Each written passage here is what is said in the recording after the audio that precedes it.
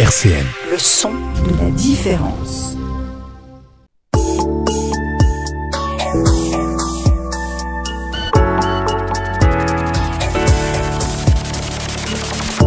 Biodiversité sur RCN.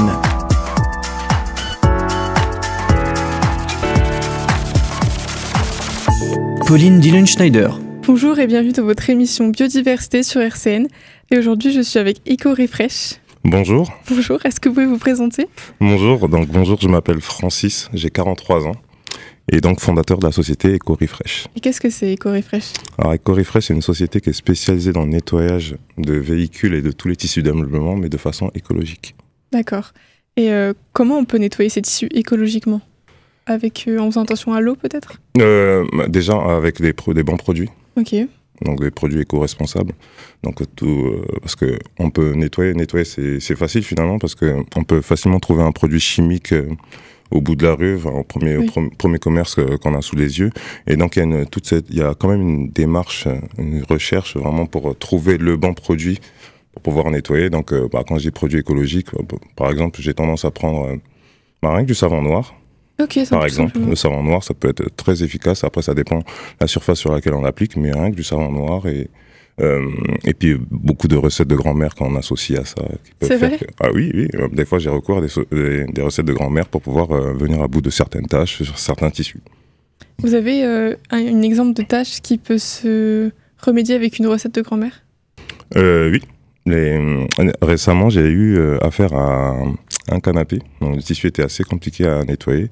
Et il y avait des auréoles qui n'étaient pas parties depuis quelques temps quand même. Parce que la cliente avait du mal à les faire partir.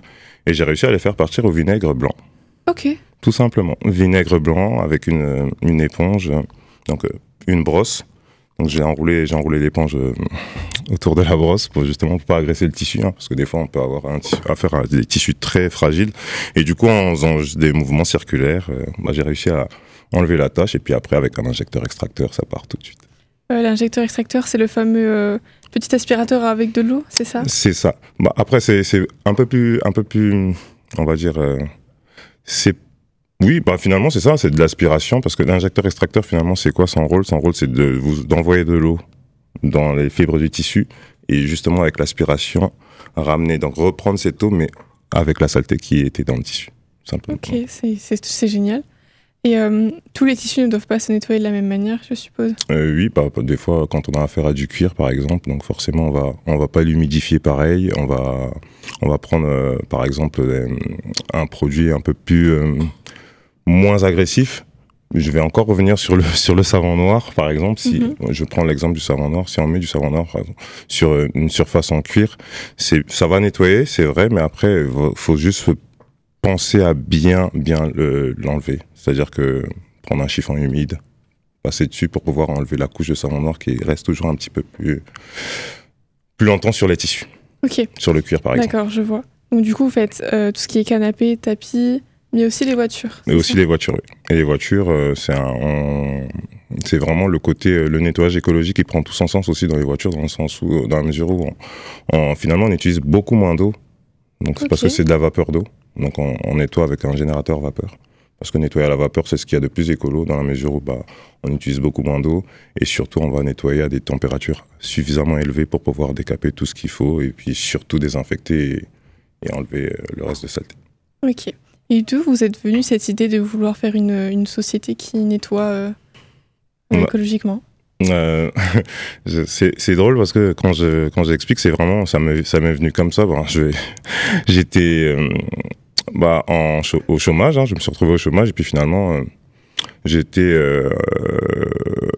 en réflexion sur donc une reprise d'activité. Donc comme j'avais pas envie de repartir de travailler de façon on va dire standard, donc avoir un patron comme j'ai travaillé longtemps dans le commerce, donc je me voyais pas repartir dans le commerce faire soit vendeur ou commercial. Donc du coup c'est sur Internet finalement. Internet, j'étais sur mon canapé à force de chercher. Bon, disons que j'avais déjà une idée sur le nettoyage il y a quelques années, mais j'ai jamais pu mettre en place parce que je n'aurais toujours un contrat. Je travaillais soit pour une boîte ou pour quelqu'un. Et donc là, c'est à force de chercher, de me dire qu'est-ce que je peux mettre en place avec finalement pas beaucoup d'argent parce que c'est Oui, C'était, c'est pas évident. c'est pas ça. évident de se lancer, quoi. Et puis, je suis tombé sur le nettoyage. C'était sur une vidéo vraiment anodine. Je suis tombé ça parlait à l'époque de nettoyage sans eau. Donc, ça m'a intrigué. Je voulais savoir c'était quoi le nettoyage sans eau. Et puis, de fil en aiguille, je suis tombé sur le nettoyage de voiture et je suis tombé sur un injecteur extracteur. Et donc, j'ai fini par en acheter un parce que je voulais tester par moi-même. Puis, j'ai commencé par nettoyer la voiture de ma compagne, mon canapé, et puis ainsi de suite. Puis, vous êtes venu l'idée de tout nettoyer. De tout nettoyer. Donc au début, c'était vraiment, donc je prenais tout ce que j'avais comme produit sous la main. Donc il y avait j'ai testé avec des produits chimiques, hein, bien entendu. Et puis après, comme j'ai toujours eu cette envie-là, il y a toujours eu cette démarche plus ou moins, cette démarche écolo, parce qu'on en a besoin finalement, parce que on a beau être réfractaire à l'écologie, mais je veux dire, d'ici là, on n'aura pas le choix de s'aligner et puis de faire ce qu'il faut pour notre planète. Donc du coup. Surtout que à vous écouter, vous utilisez des produits, on va dire lambda, qu'on peut trouver partout et pour peu cher. Donc au final, le nettoyage écologique, c'est peut-être moins cher que nettoyer avec des produits chimiques. Ça a plein d'avantages. Ça a plein d'avantages déjà parce que on respire mieux, c'est sain, et surtout on peut les trouver facilement. Mais après, comme je disais, il y a quand même un petit travail de recherche parce que finalement je veux dire, tout ne marche pas sur tout, si je peux m'exprimer comme ça. Donc il y a aussi ce petit travail de recherche qui, au bout d'un moment, faut tester pour savoir. Hein. Moi, j'ai testé plein de choses avant de vraiment choisir mes méthodes à moi que je mettrais en place justement lors de mes prestations. Et vous vous déplacez pour aller voir votre clientèle ou c'est votre clientèle qui vient vous voir? Je fais les deux finalement parce que j'ai un local qui est situé place des Vosges. Ok.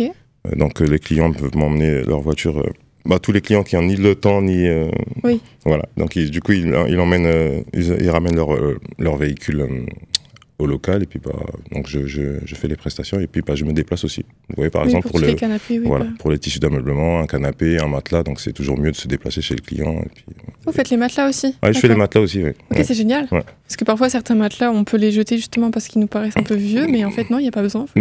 Justement, il y a semaine dernière, j'ai eu affaire à une cliente justement qui avait un canapé, mais vraiment dans un état bien encrassé, et donc elle pensait à le jeter.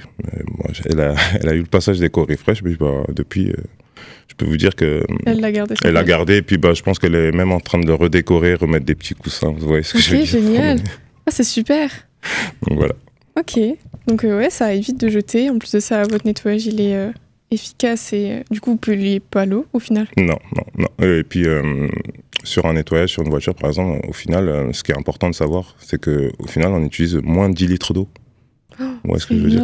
Donc moins de 10 litres d'eau dans un générateur vapeur par exemple, donc on va remplir le réservoir qui est dédié à l'eau et puis le réservoir qui est dédié justement à la solution, parce qu'il faut quand même mettre une petite solution pour pouvoir nettoyer. Et au final sur une voiture surtout sur des voitures de petits gabarits, des fois, avec 5-6 litres d'eau, c'est fait, quoi. C'est réglé. Et vous faites aussi les extérieurs des voitures ou Les extérieurs des voitures aussi. Okay. Pour l'extérieur des voitures, ça va être lancé au mois de mai, parce qu'on attendait d'être bien en place pour pouvoir le lancer. Puis les beaux jours arrivent, le soleil et tout. Je pense que les belles carrosseries, ce sera le moment de mettre ça en place. Et puis, on va tout faire pour continuer à ravir notre clientèle par notre travail. Et puis, Mais pour nettoyer l'extérieur d'une voiture, il faut énormément d'eau aussi. Je sais que quand on va dans des centres un peu comme Éléphant Bleu, tout ça, c'est long. Et... Oui, justement, toujours avec ce même procédé, avec moi, mon générateur vapeur, j'envoie, c'est de la vapeur d'eau, donc on envoie de l'eau. Sur la carrosserie. Sur la carrosserie, mais avec une faible quantité finalement. Ok. Et puis on arrive à faire le travail avec. Hein. On arrive à faire le travail. Ok, j'aurais jamais pensé qu'on pouvait nettoyer l'extérieur d'une voiture avec de la vapeur d'eau. Si. Écoutez, c'est ce qui ça a suscité un peu plus d'engouement de mon côté, parce que je me suis demandé justement comment c'était possible. Donc du coup, pour savoir, j'ai fait la formation. Simplement, j'ai fait la formation et puis du coup, j'ai appris toutes les techniques qu'il faut pour pouvoir nettoyer à la vapeur, à la fois à l'intérieur d'un véhicule que l'extérieur. Ok, donc il y a des formations qui existent pour...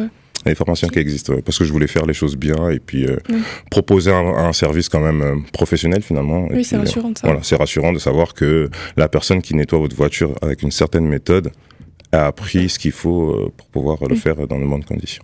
Oui, parce que je sais que si on nettoie mal une voiture ou même n'importe quel tissu, c'est très facile de l'endommager. C'est surtout par la suite. Surtout quand on n'a pas bien, le rinçage surtout, c'est très comme dans tout finalement. Quand on nettoie un vêtement, le rinçage c'est ce qui est le plus important finalement, parce que on a frotté, on a mis le produit qu'il faut, mais il faut pouvoir l'extraire facilement pour pouvoir avoir un meilleur tissu possible. Oui, c'est vrai. En effet, que c'est pas forcément toujours facile d'extraire un produit d'un tissu. Parce que les traces des fois de produits, c'est ce qui peuvent causer des fois plus de dégâts qu'autre chose. Le tissu il est propre certes, mais en fait c'est comme les auréoles d'eau par exemple. Oui, d'accord. J'ai été appelé une fois pour des auréoles d'eau. C'est un canapé qui avait été nettoyé. Mais je pense que la personne qui était passée juste avant moi avait pas pris le soin de bien rincer, donc du coup il restait des auréoles d'eau. Donc moi ce que je suis arrivé à faire finalement avec le vinaigre, j'ai réussi à enlever ces fameuses auréoles d'eau. Ok, c'est incroyable. On va faire une première pause musicale et on va écouter Linkin Park. Jusqu'à 12h30, biodiversité sur RCN. Et on est toujours avec Francis de Eco-Refresh. Rebonjour. Du coup, vous avez cette société depuis combien de temps ? Depuis 6 mois. Ok. Depuis 6 mois. J'avais l'idée depuis un peu plus longtemps, mais vraiment, on va dire 6 mois, c'est vraiment là où je me suis lancé. Ok. La période, on va dire 6 mois, ouais. 6 mois, c'est le début d'Eco-Refresh officiellement, on va dire. Et pour procéder, est-ce que vous avez une espèce de trame que vous respectez à chaque fois ? Vous savez quoi faire pour tel tissu exactement ? Ou c'est un peu sur le moment en fonction de ce que vous avez ? Non, on met en place des process quand même parce que après on a vite fait de perdre le fil en fait. Okay. C'est comme pour nettoyer une voiture par exemple, il y a des process à suivre. Ça permet de faire le travail beaucoup plus efficacement et surtout c'est pour avoir le gain de temps parce que ça peut mettre quand on s'y prend pas bien on peut vraiment mettre super longtemps à nettoyer une voiture par exemple. Et c'est quoi par exemple les procédés ? Les procédés c'est tout simple en fait, c'est les étapes par lesquelles il faut commencer. Ouais, moi j'ai tendance, c'est une façon de parler, je pense que je pense que tout le monde fait pareil. On commence par exemple par les portières. OK. Ainsi de suite. Généralement, dans les voitures, il y en a 4, donc on fait les 4 portières. Et après, une fois que c'est fini, on va à l'intérieur du véhicule. On fait pas l'inverse parce que, en fait, à force de nettoyer, on peut éclabousser du coup les portières. Donc, on part plutôt de l'extérieur vers l'intérieur du véhicule. Ok. Donc voilà, c'est des petits process comme ça à savoir. Puis après, bien entendu, on commence toujours par l'aspiration, qui est la partie la plus difficile. Alors, Oui, dans les voitures, c'est vraiment compliqué parce que des fois, on sait pas sur quelle moquette tomber parce que chaque moquette a ses caractéristiques. Il y en a qui retiennent un peu plus sa saleté que d'autres. Oui, puis il y a toujours des petits coins, des petits angles dans des voitures. Des petits angles qu'on a du mal à atteindre, comme les dessous de sièges, entre les sièges. Donc tout ça, ça reste quand même les parties les plus compliquées pour moi. De toute façon, pour moi, dans le nettoyage, la partie la plus difficile, c'est l'aspiration. Ok. Ouais. C'est même pas les tâches en particulier. Les tâches, à partir du moment où on connaît le process, on a le produit adéquat. Après, c'est juste une question de répétition. Donc, si elle part pas tout de suite, on refait l'opération et puis on remet un coup d'injecteur-extracteur jusqu'à ce que la tâche parte. Moi, j'ai une question personnelle. Dites-moi. Juste pour donner un exemple, j'ai des sièges de voiture de couleur beige et j'ai des taches dues à de l'eau salée. Je me suis assise pas assez sec après la mer. Ouais. Et du coup, voilà, comment on fait par exemple ? Comment faire sur ces tâches-là ? Encore une fois, vous allez me parler du fameux vinaigre, mais je partirai avec mon vinaigre, parce que jusque-là, en fait, le vinaigre, ça me permet d'enlever tout, quoi. C'est incroyable. C'est mon truc, c'est mon arme favorite, là, le vinaigre. Et à partir du moment où c'est bien mélangé, c'est bien dilué, parce que justement, je mets pas que du vinaigre, hein, donc il y a une partie de vinaigre et une partie d'eau. Tout dépend après de comment la tâche est difficile, en fait, tout simplement. Plus elle sera difficile, plus j'en mettrai. Donc, ainsi de suite. Et pour les tâches dites organiques, tout ce qui est sang ou autre chose un peu comme ça Pour les tâches de sang, donc oui, je vous allais dire oui, même si je prends souvent le vinaigre, mais les tâches de sang, les tâches organiques, les tâches de sang, j'ai tendance à prendre beaucoup aussi du fiel de bœuf, du savon de fiel de bœuf. Et ça, qu'est-ce que c'est du coup ? Je connais pas du tout. Le savon de fiel de bœuf, c'est... moi, je l'ai découvert en commerce, le savon de fiel de bœuf. Okay. J'ai découvert en commerce parce que jusque-là, j'utilisais que du savon de Marseille. Et puis, le savon de fiel de bœuf, j'ai découvert en commerce, chose que je ne connaissais pas moi aussi. Hein. Avant Eco-Refresh, je ne savais même pas ce que c'était. Donc, mais c'est toujours, encore une fois, c'est dans cette optique de recherche pour toujours trouver le bon produit. Et en fait, moi, j'ai tendance à le mélanger, à le couper en copeaux. Okay. Je le coupe en copeaux et puis je mélange avec de l'eau chaude. Mais assez rapidement, il faut l'utiliser assez rapidement parce qu'il a tendance à se gélifier un peu. Ok. Voilà. Et c'est un savon fait avec des plantes ? C'est à base de plantes, c'est à base de plantes naturelles. Ok, d'accord, je ne connaissais pas du tout. Donc, du coup, moi, j'ai découvert en commerce. Hein. Franchement, c'est pas mal. Ça, il existe donc en forme solide et en forme liquide. Parce qu'on peut le vaporiser directement. Et donc, moi, pour avoir le meilleur résultat, c'est-à-dire que je l'achète en forme solide. Puis, comme je vous dis, j'écrase, je mets en copeaux et puis je mélange avec de l'eau chaude. Et puis, la solution, je l'applique directement sur les taches. Taches de sang, suie, tout ça, ça marche super. Oui, parce que souvent, par exemple, les personnes qui ont des animaux, ils ont des taches, mais aussi des taches qui peuvent provoquer des odeurs. Ouais. Et vous arrivez aussi à éradiquer ça. Pour les odeurs, par exemple, le bicarbonate de soude, ça depuis toujours, ça a toujours marché. Hein. C'est un destructeur d'odeur, mais radical. Donc, on va saupoudrer dessus, attendre un certain temps. Donc après, des fois, ça dépend. C'est vraiment l'appréciation. On peut attendre une demi-heure, on peut attendre 1 heure. Ça dépend vraiment de ça dépend de vous, en fait. Mais moi, j'ai tendance à laisser imprégner 3/4 d'heure, 1 bonne heure. Comme ça, au moins, j'ai le temps je sais qu'une fois que je vais repasser, il y aura plus d'odeur. Les odeurs, elles seront détruites. D'accord, et ça peut même passer à travers les fibres d'un canapé. Ça peut passer, ouais. Après, oui, surtout quand c'est du tissu, par exemple, donc ça a tendance à traverser. Mais je vous garantis, le bicarbonate de soude, une fois que ça a bien pris, vous l'avez bien saupoudré, plus d'odeur. Wow, c'est génial, c'est étonnant, d'accord. Donc, pourquoi alors avoir vendu des produits aussi chimiques s'il y a des solutions naturelles et simples au final ? Mais parce que le chimique, on le trouve plus facilement. Les gens ont perdu cette notion de rechercher, de vouloir trouver une solution par eux-mêmes. Donc du coup, ils vont au plus simple, c'est au coin de la rue, ça s'appelle, pour pas citer de nom, mais vous voyez ce que je veux dire. Donc on va au coin de la rue, on achète le produit chimique qui tout de suite... Oui, parce que c'est simple, ça ne demande pas de réflexion. Oui, parce que ça va peut-être l'enlever plus rapidement. Oui, d'accord, mais ça va aussi abîmer le tissu plus rapidement. Oui, puis c'est je pense, très polluant, même pour l'eau. Et puis c'est très corrosif. Tout simplement, des fois, sur certains tissus, tout simplement, le chimique, on en veut de moins en moins. Et puis de toute façon, on se rend compte qu'avec des produits comme on vient de citer, là, on peut nettoyer facilement et continuer à garder le petit environnement quand on vient de notre environnement sain, quoi. Puis les tissus en bon état. En effet. Pour le cuir, notamment, je pense que le chimique peut totalement détruire un cuir, non ? Justement, surtout pour le cuir, il faut vraiment faire attention. Moi, pour le cuir, de toute façon, je préconise vraiment dans un premier temps le savon noir, mais à condition de bien le rincer après. C'est ce que je dis. Parce que le savon noir, il a tendance à laisser un petit film quand même, parce que le savon noir, c'est gras. Oui. Donc le film gras, il a tendance à rester. Donc ce qu'il faut faire, c'est avec un chiffon un peu microfibre humidifié, une fois qu'on a fini de nettoyer avec une brosse, parce que le savon noir, oui, d'accord, c'est bien le savon noir, mais il faut avoir une brosse adéquate, donc généralement une brosse assez douce, une brosse qu'on peut utiliser à la fois sur un tissu que sur un cuir, donc brosse à poil doux, c'est largement suffisant pour éviter d'agresser le cuir. Donc comme dans tout, hein, on va utiliser sur une petite partie, pas trop visible pour voir comment la réaction. Une fois que c'est bon, on peut y aller directement sur le cuir. Toujours en allant doucement, en faisant des mouvements circulaires. Et après, on passe à la microfibre un peu humidifiée pour pas laisser de résidus de savon noir. Et pour parler un peu de vos prestations, au niveau des tarifs, c'est accessible à tous ? Oui, moi je pense. Après, ça dépend ce que les gens ils en pensent, mais moi je pense que c'est accessible à tous, oui. Moi, je pense que c'est accessible à tous. J'ai essayé de me mettre vraiment, on va dire, entre les deux. C'est ma façon de parler des fois. C'est-à-dire qu'on on a regardé un peu ce qui se faisait autour, ou même un peu plus loin, et on a essayé de se mettre au mieux entre les deux. Pour être accessible à tout le monde. Quand même sa vie, c'est important. Parce que depuis que j'ai commencé, j'ai tout type de clients en fait.